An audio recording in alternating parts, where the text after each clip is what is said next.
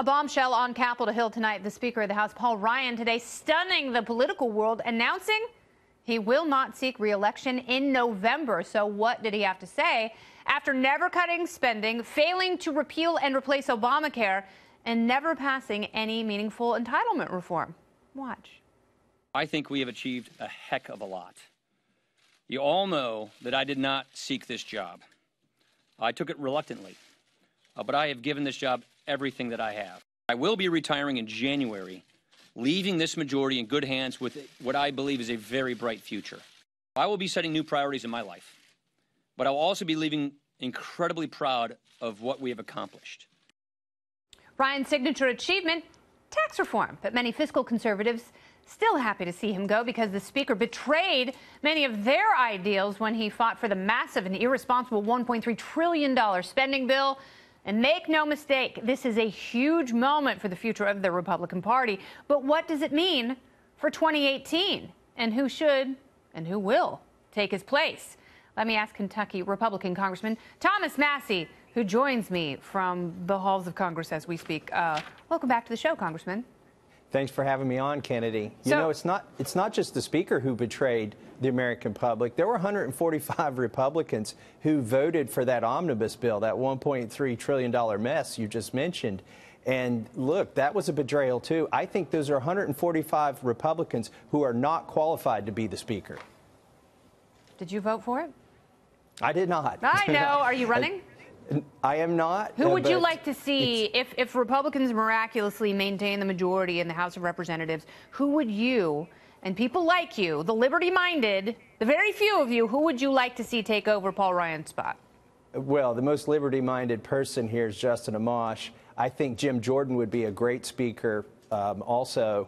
And they're among the 90 Republicans who didn't betray the American public by voting for the omnibus. They're the 90 who voted against the omnibus bill. Yeah, Jim Jordan said it was the worst piece of legislation he's seen while he's been in Congress. And that's really saying something because there have been some doozies. What did Paul Ryan get wrong? What did he get wrong? I think he just basically gave up on this. More importantly, I think he wanted to spend the money in the omnibus bill. But walking back the speakership, what did he get wrong? He came in and promised us a better process where all members would be included, where we wouldn't be dumped a bill on our desk and have no time to read it. He promised that he would change things, and what we got was less involvement and less time to read the bills and longer bills. So we need somebody really at the end of the day, Kennedy. I would love to have a liberty-minded speaker. I would love to have a conservative speaker. But the most important type of speaker we get is one who facilitates a process where everybody's included and we come to good answers, not quick answers. I agree, because those quick answers add up to deficits. And we're seeing that now. We were promised the opposite, especially from someone like Paul Ryan, who has apparently betrayed what many consider to be his core principles. But he really sort of legislated and ran the House like an unprincipled swamp monster, for lack of a better term. So is he leaving because he's convinced that Republicans are losing the House and it's better to get out now because he'll be really bored when he's out of the speakership? No, I don't think that's why he's leaving. You'd have to ask him. He says it's his family. What do you think? What does your gut tell you? Your Kentucky gut? Okay, my Kentucky gut says this man wants to be president, and that he knows that after another term as Speaker and a few more omnibus bills like this, he will be wholly unsuitable to the Republican base to be president. And he wants to be president. So do you think, and you know, I'm going to talk about this a little bit later in the show, but, you know, from inside your caucus, does it seem like the man has put his own self-interest ahead of the party and the country? I wouldn't say that. I think his priorities may have gotten misplaced between the swamp and the country, but I don't think that he used his personal ambition here in the speakership.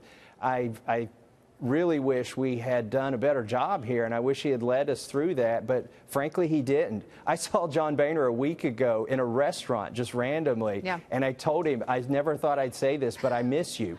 I was going to ask you, who was worse, John Boehner or Paul Ryan? Well, frankly, Kennedy, just from my perspective, I got to have a lot more time on the floor. I got an amendment in a bill that became law when Speaker Boehner was the Speaker. Is that the hemp bill? That was the hemp bill on the farm bill. That's right. Good memory. But we're not even allowed those sorts of votes anymore under the current Speaker. So I'm going to, you know, it's a tough call, but I'm going to give it to Speaker Boehner. That's very interesting. We're actually going to talk about Speaker Boehner a little bit later in the show because he made a stunning announcement that is a huge role reversal for him. And it might be great news for veterans. I'm not going to spoil it because I want to talk about you and the liberty movement going forward. And, you know, I have said that, sadly, people like you, like Justin Amash, Andy Biggs, and David Bratt, and Jim Jordan to some degree, although he's a little slippery on the surveillance stuff, you guys are a rare breed. Is there any hope for the liberty-minded moving forward in terms of this chaos? Well, look, Kennedy, Speaker Ryan's announcement of retirement is, I think, about the 46th Republican who has either been appointed to something else, resigned, retired, or left in disgrace.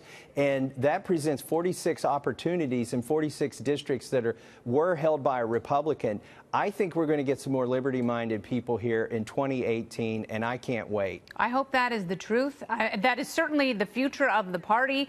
And if you are going to reach out to young people, if the Republican Party is going to make any headway, it has to be with less government and more power for the individual, because that's the only thing that makes sense. Congressman Massey, thank you so much for your time. I always appreciate it.